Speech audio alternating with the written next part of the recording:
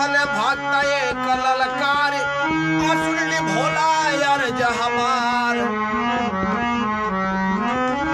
कि कहले भक्त एक ललकार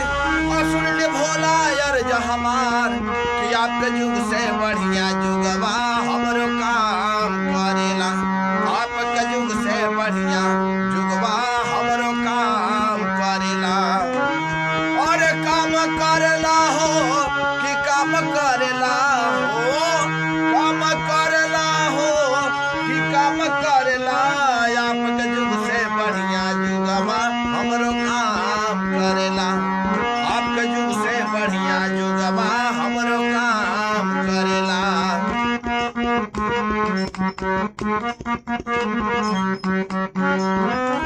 कि बसहा पचड़ शिव भोला जी आवे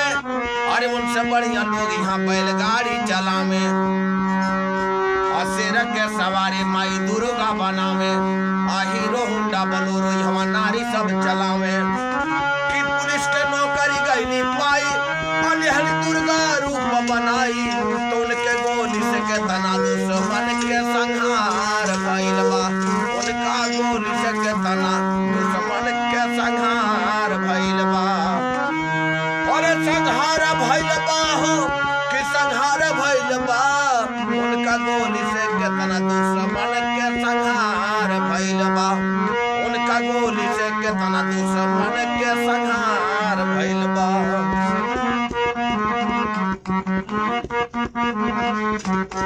कि विष्णु जी गरुड़ के सवारी चलावे हेलीकॉप्टर हवाई जहाज वहाँ वैज्ञानिक सब उड़ावे जल के भीतर विष्णु जी शयन करेले कितने हजार फौज जल भीतर रहेले कि वहाँ महाभारत के भइल रचाई यहाँ करगिल युद्ध रचाई तो कितना वीर शहीद के सीमा ऊपर जान गइल बा कितना वीर शहीद के सीमा ऊपर जान गइल बा